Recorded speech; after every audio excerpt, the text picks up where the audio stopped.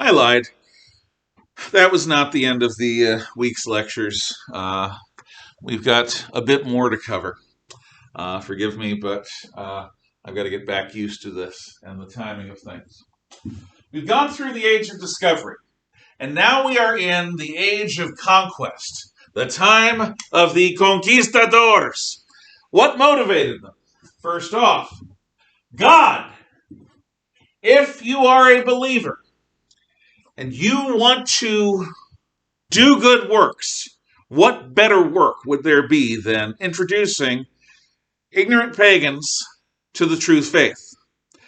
If you have an opportunity to step out of your life and do some crusading that is positive rather than negative, waging peace, not necessarily waging war, although waging war isn't a problem if you're a conquistador, making it safe for missionaries to do their work, perhaps doing a little missionary work yourself, converting the heathen to Christianity. That's one motive.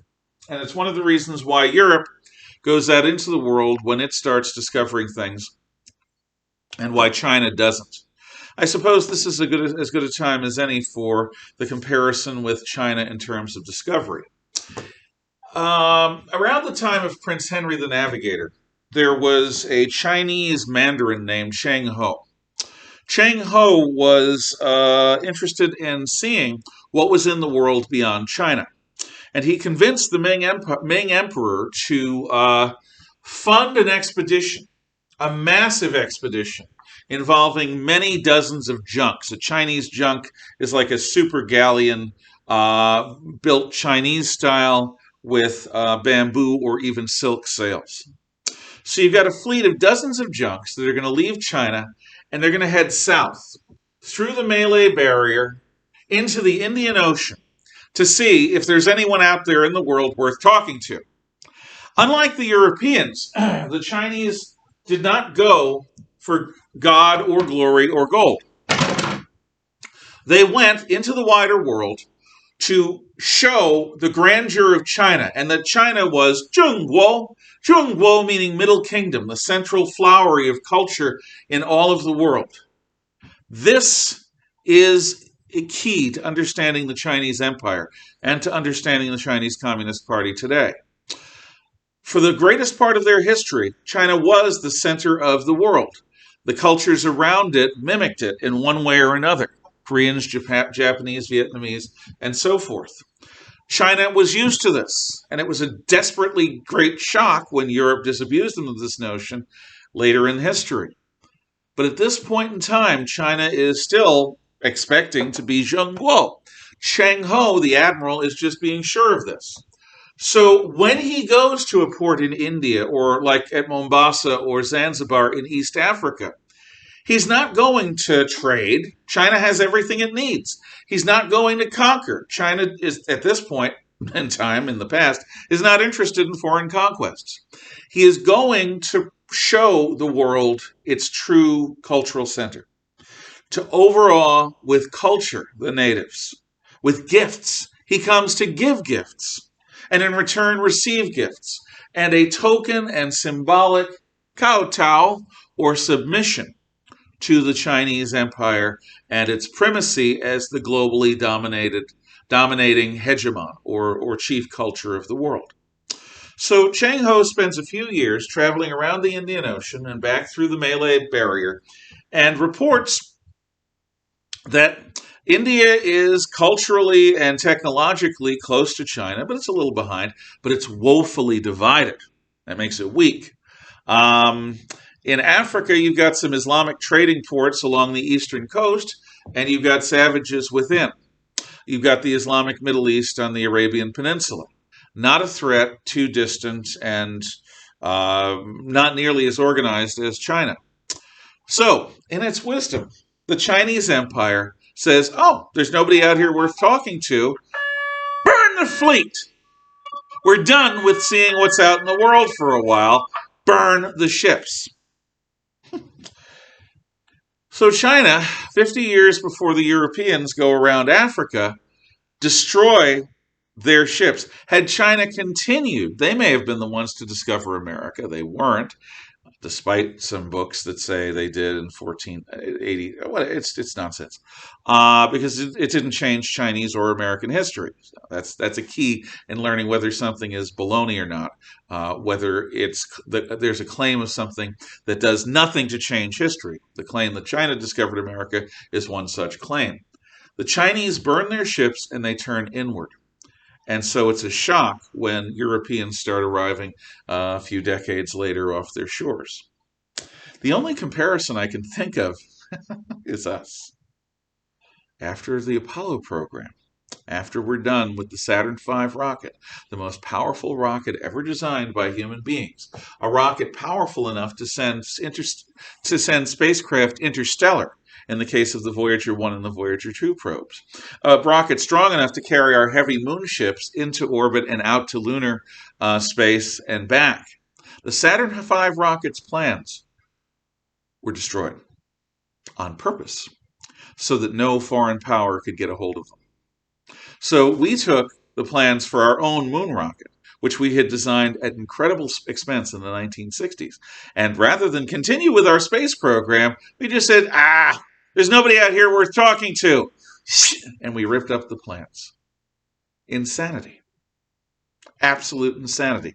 In the case of the Ming Empire, destroying Shang Ho's fleet, and all of the prospects of foreign contact, and I would argue folly and nonsense from us for doing the same thing to our space program, at least for 50 or so years.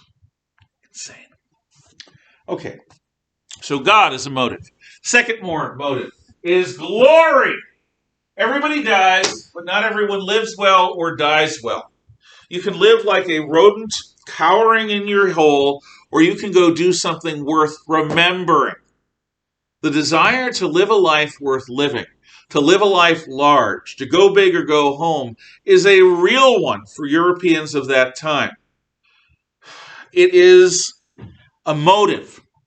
You're from a family of nobodies. You want to rise up in society. The only way you do that is to do something truly extraordinary.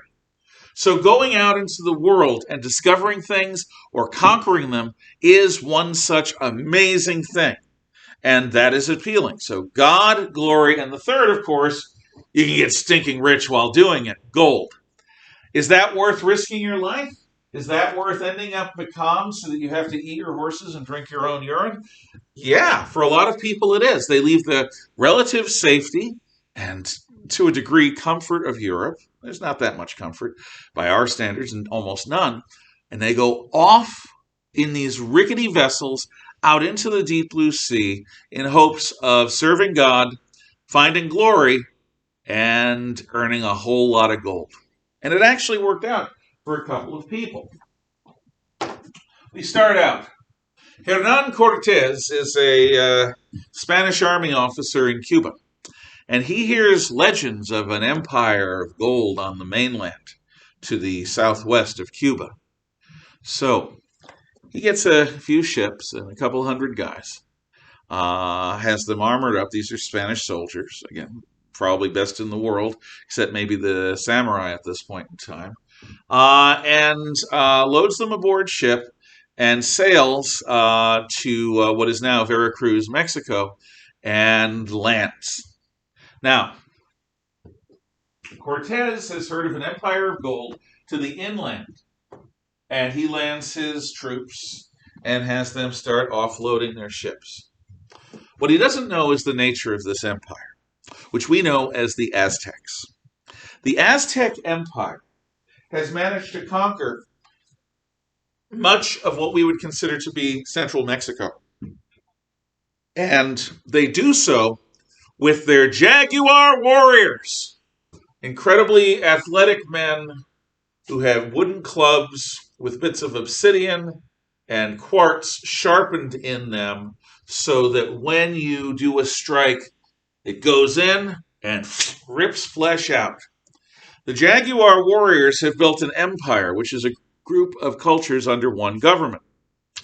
And that empire is interested in propitiating their terrifying gods.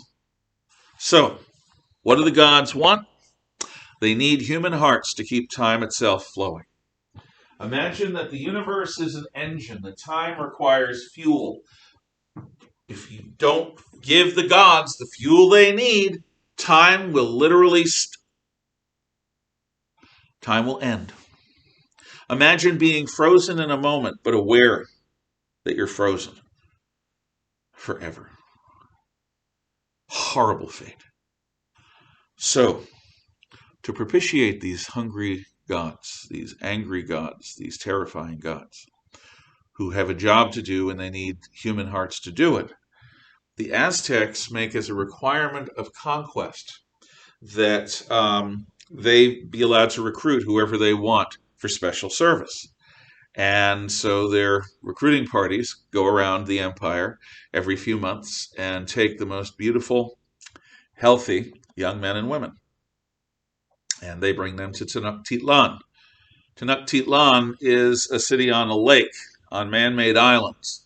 This lake, Texcoco, has been since drained and is now at the heart of Mexico City. So, the special recruits are brought to Tenochtitlan. Several times a year, there are high holy days, when from dawn until dusk, the pyramids have people climbing their sides, climbing the steps, and as they are brought into the place of the high altar, the priests will lay down the recruits, and zip zop, a knife goes into the chest, breaks open the cavity, cuts out the heart, and the heart gets thrown in the brazier, in the fire. The pyramids literally run with blood. These high holy day sacrifices happen all day.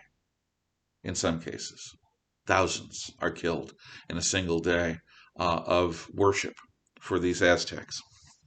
But it's to keep time going. And this is who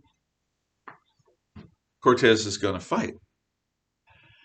Eventually, a group of tribesmen that observe the arrival of Cortez come out of hiding and make contact with him, including a woman who is one of the brilliant woman who's from one of the local tribes that had been conquered by the Aztecs. And she learns enough Spanish to begin translating, and she becomes Hernan Cortez's translator and lover. Well, when word gets out to his men that this is an empire of conquering, human sacrificing warriors, his men, Cortez's men, say, we're done. We didn't sign up for that. That's a suicide party, and we're not going. We're going to have a party tonight. We're going to drink. We're going to make merry. And then tomorrow, we're leaving. Mr. Cortez, you can come with us, or you can stay here and try to conquer Mexico without us. And Cortez doesn't say anything. His men, they're going to do their thing, and so they get drunk. In fact, Cortez's loyalists help them find all the alcohol they could want. And while they're asleep, there isn't a giant wooden horse with a bunch of Greeks inside. But the men wake up. What's that smell? Is somebody making breakfast for us? It's definitely a fire. It's the ships! The ships are on fire! So they get up and they run to the shore and they see that the ships have been burned to the waterline. And Cortez and his loyalists are there with weapons and full armor. And the rest of the weapons and armor are there. And Cortez says, yep, that's right. I did it. Now, you men have two choices. Victory or death. So, form ranks! Not being stupid, Cortez's conquistadors obey, have no choice except to kill Cortez and then try to find a way off this beach, which they don't have, and they form ranks. And under Cortez's leadership, they march inland. With the help of Cortez's lover translator, they join with a number of local tribes. And then they encounter Aztec army after Aztec army, which they crush. The local tribes are sick of having their people being sacrificed, and they're happy to join with these aliens. And Cortez's men have certain advantages that the Aztecs have no experience with. First off, they have boomsticks.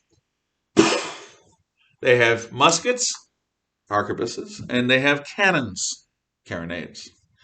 And these harquebuses and carronades are lethal. They kill with a sound and a boom and a flash and some smoke, and suddenly there are holes in you, and maybe metal pieces too. And parts of you are blown clean off. That's magic. Number two, they wear star stuff.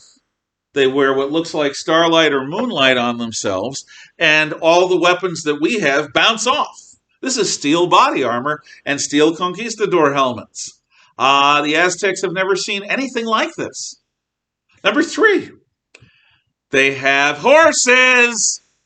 The Aztecs, no Indian had ever seen horses because horses didn't live in the Americas before Columbus and Cortez landed. So, also, the Europeans are used to fighting wars against Muslims and Europeans with the technology of around the early 1500s. The Aztecs are about as advanced as Hammurabi's Babylon. In other words, they are 3,000 years behind the Europeans. 2,000 to 3,000 years technological deficiency. That's going to be a problem for the Aztecs.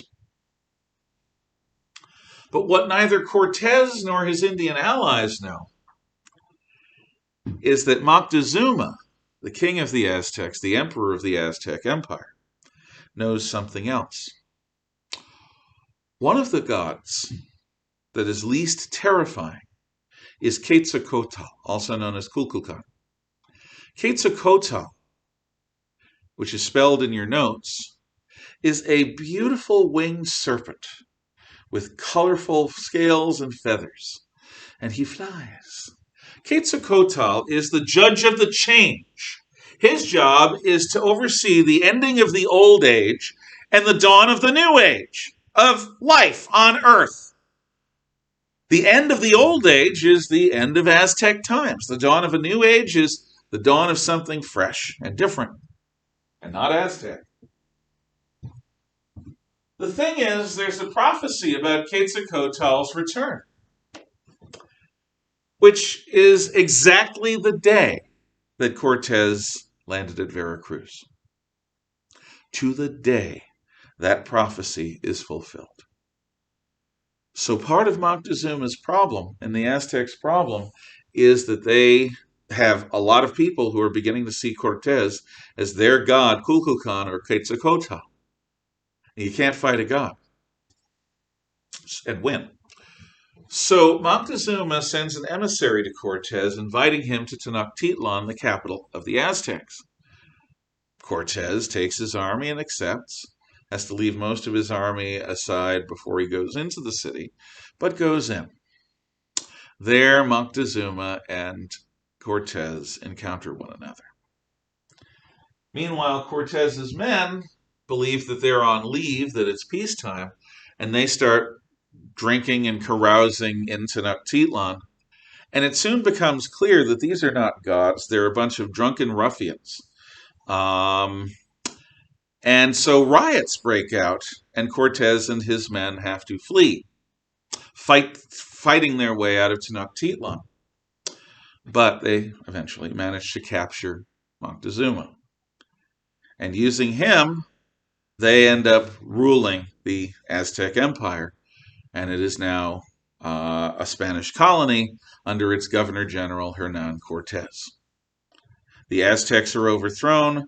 Montezuma goes off, dies, and the wealth and power of the Aztecs is given over to Cortez and the Spaniards. And there's a lot of wealth. So Cortez becomes the role model of every would-be conquistador in the New World. Look at what he did. With brass and bluff and a bit of luck, he conquered an empire and became its ruler under the King and Queen of Spain. Now, if this happened to us, how would it be? Well, it wouldn't be like Independence Day. Wonderful speeches on Independence Day. But the fact is, if a starfaring race were to show up here, we would probably last 15 minutes against them, because they would have technology that would make our military technology look like stone knives and bearskins. But let's say it's worse. Let's say that some Bible scholar suddenly figures out that the number of the beast refers to November the 2nd, 2020. And on November the 2nd, 2020, the world wakes up to alien starships coming through the atmosphere and hovering over our cities, sending troops down that can fly and that can kill with a glance and that are immune to bullets and that can quell nuclear reactions and can stop explosions. It would be bad enough. But to have people think that the number of the beast is the day that these aliens arrived would make many monotheistic believers go bug nuts on top of it. Because not only are these super confident, super sophisticated, technologically advanced hyper aliens, they're also Satan, Antichrist. And this is bad with a capital B. It doesn't get much worse than that. That's what happened to the Aztecs. So, we're now in the early 1530s, and Francisco Pizarro is an officer of the Spanish army in Panama. And he hears about a mountain of silver and a mountain of gold in an empire to the south in the high mountains of the Andes. So he gets a few dozen men and some ships and lands them on the shore of what is now part of Ecuador and starts marching south. What Pizarro doesn't know is the nature of the empire waiting for him. The Inca Empire is built in the high mountains to such an extent that typical Inca settlements have terraced farmland and pasture land and terraced villages. How else are you going to use a 45-degree slope to live on? So they terrace it and turn a slope into useful farmland. They're also primitive technologically compared to the Europeans. In many ways like Hammurabi of Babylon, but they build better roads. They're really good with stonework. Their roads are a bit like Roman roads. They have no horses. So they are ruled by the Inca, who works for the Inti. The Inti is the god of the sun. The Inca is the god king of the Incas. God king, a bit like Egypt's pharaoh or Japan's emperor. So, Cortez is marching south into Pizarro is marching south into what seems to be a vast and empty land. And what he encounters is empty village after empty village. What Pizarro doesn't know, and what almost nobody knows yet, is that when Columbus arrived in the New World, and when Cortez lands in the Aztec lands, there's an unexpected thing that's coming with them. Europeans have immune systems that are used to dealing with the diseases of crowded, filthy European cities in the Old World. Smallpox, typhus, cholera, dysentery. The American Indians, who are primarily Paleolithic hunter-gatherers, or at most Neolithic farmers or very, very early civilization people, equivalent to ancient Babylon, they don't have anything like an immune system designed to handle the kind of Eurasian viruses that the Europeans are carrying around with them. The Europeans aren't sick because they're used to dealing with and fighting off these things. The only thing the natives are used to that the Europeans are not are venereal diseases like syphilis and gonorrhea. They are passed to the Europeans when the Europeans and the natives copulate. But unexpectedly, and don't let any woke social justice warrior convince you that this was on purpose, because nobody understood germs in those days. This was an accident. But when Europeans arrive in the New World, it launches a series of communicable plagues that wipe out maybe half the population in 2 continents. That's a 50% plus, maybe in some places, death rate. Especially virulent would it be in a civilized place like the Inca Empire? So they get hit with a plague that wipes out between half and two-thirds of their people. This is the empire that Pizarro is marching into. The old Inca dies. The old emperor of the Incan Empire dies. And his two sons decide to fight a civil war over who will become the next Inca, the next emperor. Atahualpa has just won that civil war. But in doing so, he's taken a country that's already plague ravaged in a way that would shock the Europeans of the Black Death period, or at least be familiar to them, and added to their woes by fighting a civil war. In this moment of weakness, he learns about these aliens coming in from the north with their horses and their starshine clothing. And so Atahualpa decides that he needs to negotiate, at least for the time being, until he and his government can regain their strength. So he sends a delegation north proposing a meeting between himself, Atahualpa, the God Emperor of the Incas, and Francisco Pizarro, the leader of the Conquistadors, at a village about halfway between Atahualpa's current location and the Conquistadors. The terms are that the armies get left behind and that they go there with a small delegation of unarmed people. Pizarro thinks about it and says, yeah, sure, we'll do that. And so the message goes back. He then orders his army to do quick marches for the next couple of days until he arrives there in the middle of the night before Atahualpa is supposed to show up. His men conceal themselves in the village. When Atahualpa's delegation arrives the next morning, the village looks the way it's supposed to. It looks empty. In fact, it doesn't look like the Spaniards have yet arrived. So Atahualpa goes in, following his agreement, with a couple of aides, but no army. Whereupon he is captured alive and held for ransom. This is a god emperor that has been captured alive and held for ransom. The Incans beg Pizarro to just name a price and we'll pay it. We need Atahualpa back. We need the Inca back. And Pizarro says, see those 2 rooms in that building over there? I want a room full of silver and I want a room full of gold. Do it. The Incas say, okay. And within a year, they do it. Because there is a mountain of gold.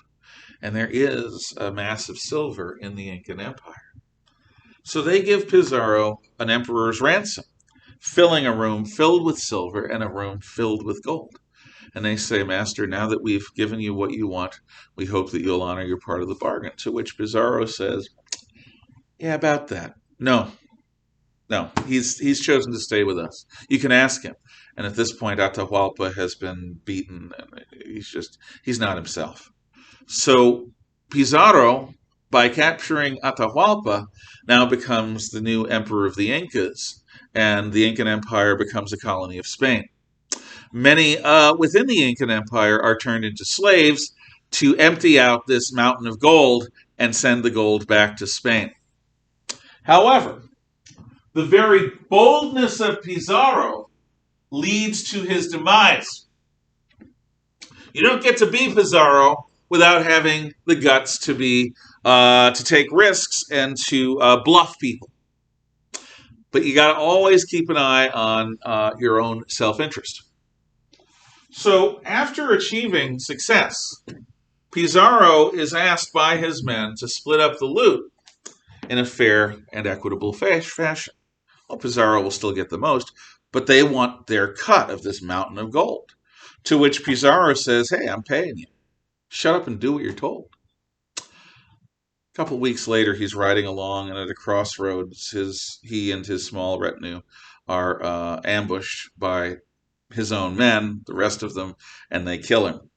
Because if you're going to mess around with people, don't ever mess with your own men. Don't ever mess with the guys who made you what you are, because they'll take you out. And they took Francisco Pizarro out. He's an object lesson in what not to do when you've achieved success. So now, the better part of 2 continents comes under Spanish rule. The Portuguese get a little bit of Brazil.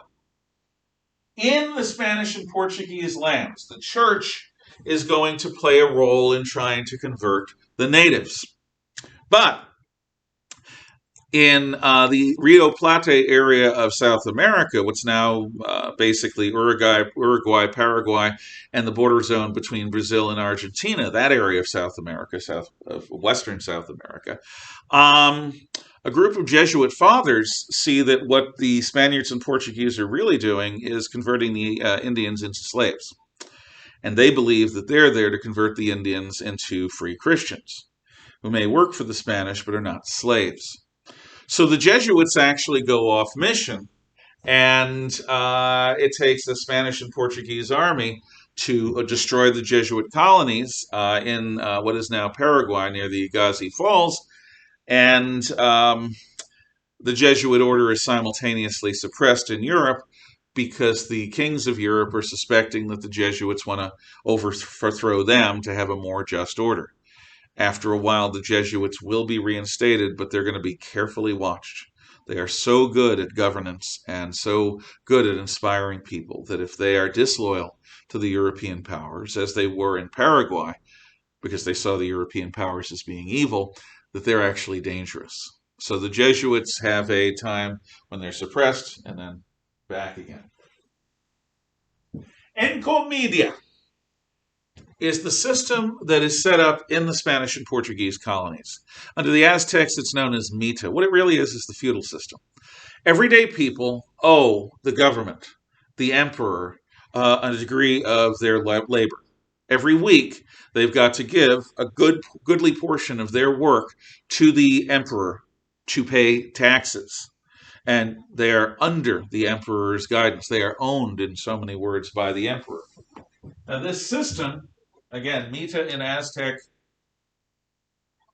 and encomienda in Spanish, is used to enslave the Indians. But the Indians make lousy slaves.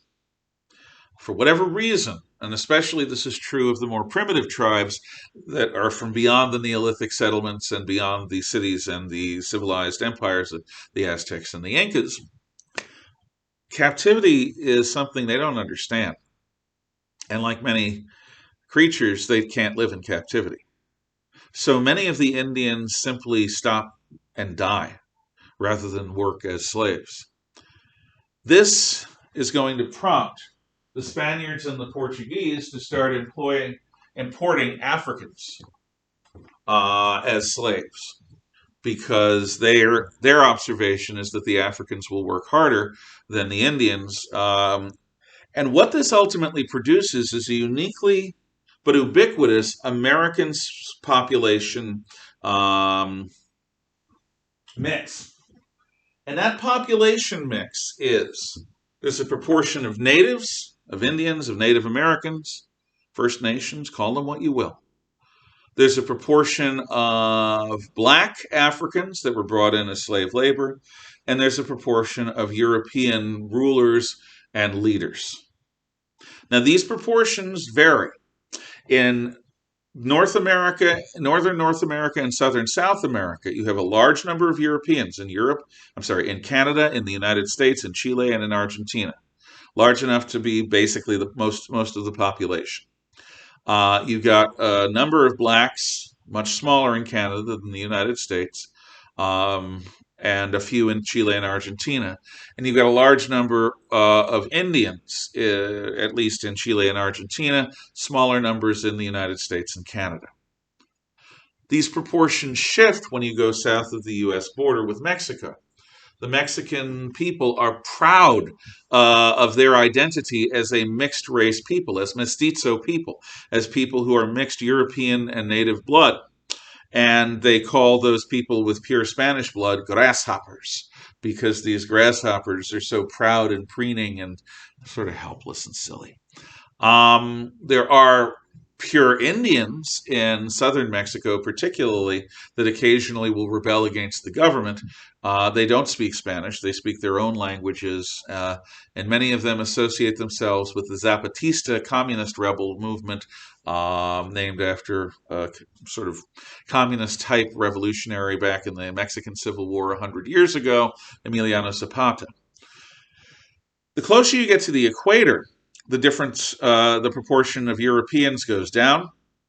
In the Caribbean and Brazil, the proportion of Africans goes way up, and the proportion of Native Americans goes way up. So in Panama, you have large numbers of descendants of the African slaves, of mulattoes, which are mixed African blood, European blood, mestizos, which are mixed European and Indian blood, pureblood Indians, some pureblood Europeans, and some mix of Indian and black blood. That is uniquely the American mix of populations, from Point Barrow, Alaska, down to Cape Horn in Tierra del Fuego. Every American country has a mixture of native, African, and European populations, depending upon where and when you are. Now, the Dutch end up following up and taking over a bit of Portugal's empire in the East Indies and in India. The English end up working to establish colonies in North America along the East Coast, what will become the 13 colonies, as well as on the Sugar Islands of Jamaica and Bermuda, Bahamas. The Bahamas, France takes, and England is also working on colonies in India, in Asia. France is, like England, working in North America, in the Canadian colonies in the St. Lawrence River Valley, Quebec, and so forth, sending missionaries deep into the Americas, Jesuit Father Marquette, for example. And the French are also trying to get colonies in the Caribbean for sugar and in India as well. There are other things that happen in the Great Exchange besides syphilis and gonorrhea coming to Europe and smallpox and cholera coming to the Americas. There's also things like sugar. Europeans begin consuming a far greater proportion of sugar in their diet because the islands of the Caribbean are perfect for growing sugarcane. There are tobacco. Tobacco is something that comes from the Americas to Europe. What else? Potatoes are a huge thing. And we're going to talk about potatoes next chapter, in particular as relates to the French Revolution. But potatoes come from the root tuber vegetables of the Andes Mountains that the Incas grew. They didn't exist in Europe beforehand.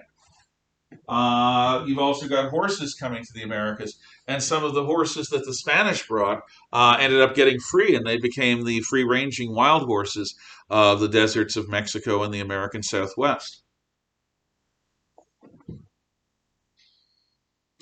Eventually, and it's actually before Cortez, people realized that Columbus was wrong, and it's not Asia. The first guy to realize this, who's drawing maps, is explorer and map maker Amerigo Vespucci. And Amerigo Vespucci is not the most humble of men. When Amerigo Vespucci realizes that this is Terra Nova, or New Earth, a new world, he decides that he's going to name the continents. Why not? He's the first guy to recognize that they're new continents. Now, had he been, I don't know, a little humble or grateful to Columbus, one of the continents would have been Colombia, and the other might have been America, named after him. Why not? He's the one who figured out it's the new world. But not Vespucci. No. This man is not only the only human being that a continent is named after, he's the only human being that two continents are named after. North America and South America. Amerigo Vespucci North, Amerigo Vespucci South. So, America, heck yeah, thanks to Amerigo Vespucci, the map maker who decides that this is, in fact, a new world.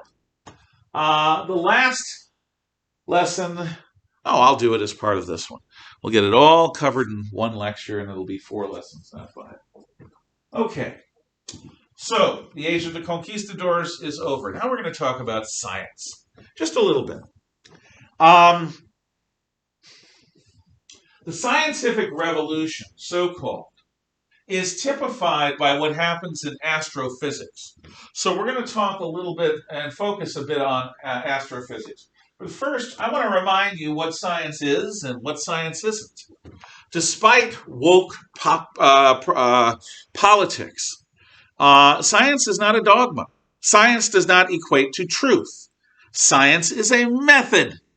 It explores the physical world, whereas people apply the Aristotelian philosophy in order to observe the world, identify a phenomenon, make a theory, a hypothesis about that phenomenon, find ways of empirically testing that hypothesis with experiments, run the experiment honestly, go where the data leads you, and then make a theory based on that data.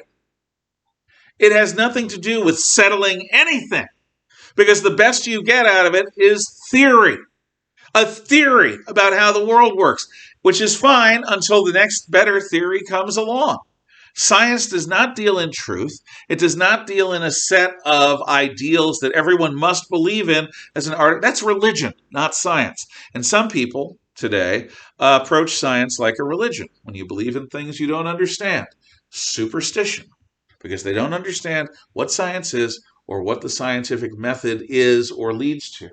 Oh, there are conclusions that are pretty solid, but understand, they're theories, they're not facts. And a good scientist does not try to stifle dissent. A good scientist engages in dissent in order to search for the real answers. Small t truth. So, everyone knows who's educated that the world is round. And Ferdinand Magellan kind of proves this by circumnavigating the world. Good for him. So, the world is round.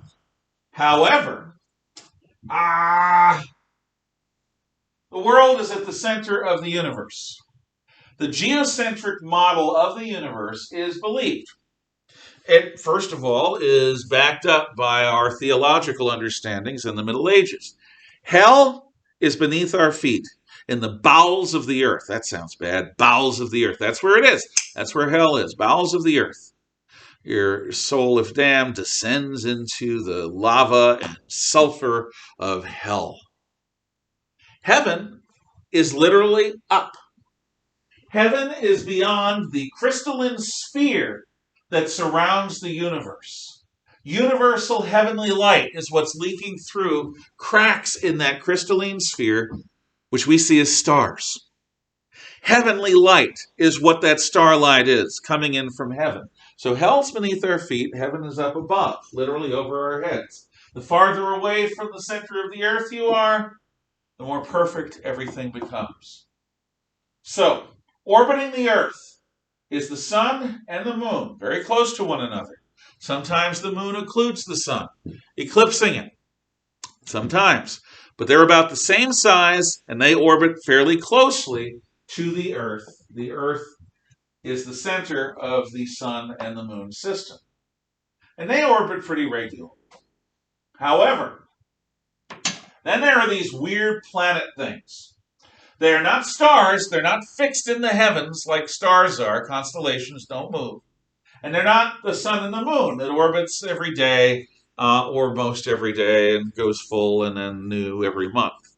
No. These planets engage in what's called retrogression. They move across the starry sky, sometimes in a regular way. And then they seem to go backwards. And then they go speeding forward again until they slow down and go forward some more. Planetary retrogression. On an orbital track, it looks like these curlicue lines. Woo, woo, woo, woo, woo. Because the Earth's at the center. And so Mars catches up, goes backwards, and then goes forwards again slowly from a perspective of the world, our world, the Earth being at the center of the universe. The planets are perfect crystalline forms, and the stars are part of a solid crystal sphere. And beyond that, heaven. So our theology and our astrophysics match nicely. But Pole Niccolo Copernicus, whose name has obviously been Latinicized, says,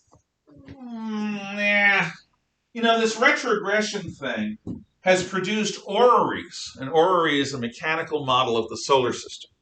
And I may show you a video with an orrery in it. It's sort of a mechanical, here's everything working in heaven, that have literally hundreds of moving parts for each planet because of their retrogression, to try to mimic what's actually seen in the night sky. Copernicus says, hey, what if the sun were at the center? You have a heliocentric model of our solar system. And what if the planets don't orbit us, they orbit the sun? Mercury, Venus, then we got the Earth. We're orbited by the moon. The moon and the sun look like they're the same size, but they're not. The moon's close and small. The sun's big and far. It's just happenstance that they seem the same. Then Mars, then Ceres and the asteroids, then Jupiter, then Saturn. These are the things, objects visible in the nighttime sky. And of course, comets come in. They're chaotical. Comets are hard to explain in the geocentric model, and they're very hard to predict in the heliocentric model, too. So, Copernicus argues for the heliocentric model, and he is told that he'd better shut the heck up and stop making trouble. So he is suppressed. Tycho Brahe and Johannes Kepler explore this idea further. Brahe is famous for not only being an astrophysicist and having the biggest, brightest crater on the moon named after him. The Tycho crater is that one with all those white lines coming out of it. But he got his nose bitten off in a bar fight. And he wears a copper nose-shaped plug on the front of his face to cover the hole. He's old copper nose, Tycho Brahe.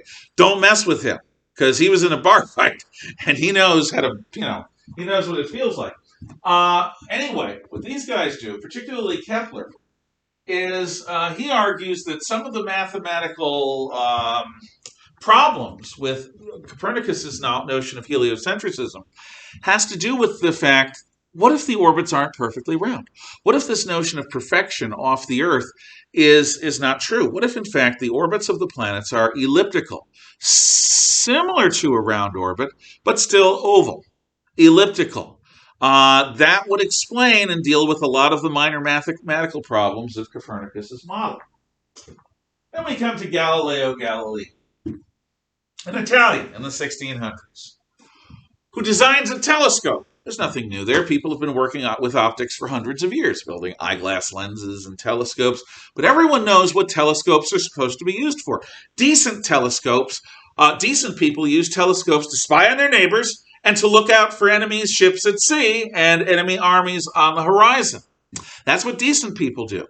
They're used, telescopes are used by spies, by sea captains, and by admirals and fortress commanders to spy on human threats and human opportunities and, to look in at your neighbors. But Galileo, that pervert, aims his telescope up the skirts of God himself because he aims his telescope at the heavens. He determines that there are mountains on the moon, imperfections. He determines there are craters on the moon. He determines there are mountains on Mars. He also spots moons around Jupiter. Ha! Moons around Jupiter? If Jupiter's a perfect sphere, how could it have moons orbiting around it? That makes no sense according to a geocentric model. So, by being the telescoping pervert that he is, aiming his telescope up into the sky of God's very own heavens, Galileo finds what he calls evidence to argue for heliocentrism. The church comes to him and says, look, we're in the middle of religious wars because Luther would not shut up about his ideas. We have Jesuit astronomers who have confirmed your theories. Okay, but we're not broadcasting it because the people don't need one more reason to fight one another. We're trying to keep things quiet. Will you please write in Latin and communicate among the scholars that understand this? Here we have a list of them, approved scholars, that you can, and the time will come when you will be given credit for your discovery. Galileo's response is to write a book, a discourse on the heavenly systems. There are three characters. There is a geocentricist who's named Simplicio, which means stupid. There's a heliocentricist, and there's a questioner. The stupid guy, Simplicio, is constantly doing and asking and saying stupid things. So Galileo's response to the church saying, we understand, keep it quiet, is to write a book turning the church into the stupid guy in the conversation about the heavenly systems. He is arrested, taken by the Inquisition, tortured, and recants. Says, I'm sorry, I was wrong, don't listen to what I said. Now, to this day, every single history of science course I have ever taken, and there are a bunch, talk about this as an example of how the church, the Christian church in particular, is hostile to scientific inquiry and just wants to punish people for coming up with new ideas. Taking the story completely out of context and viewing it in a simplistic black and white thing. Victim scientist, good, evil church, bad. Obviously, you can't be faithful and a good scientist, despite the fact that Einstein believed in God.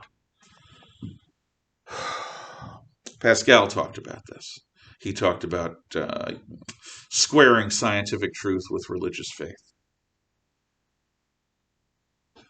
The church was trying to limit the damage that Luther had begun. The church was trying to limit pretexts for ongoing wars over these essential truth things and was trying to control information. Now, right or wrong, that's what the church was trying to do.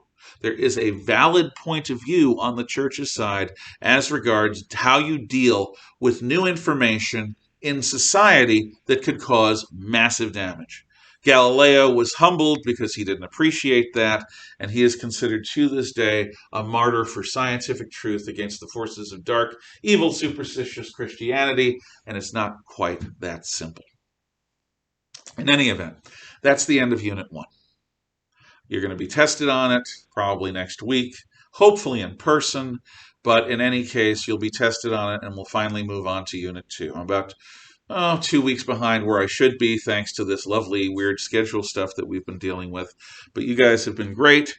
Keep up the good work, and I'll see you next week, God willing.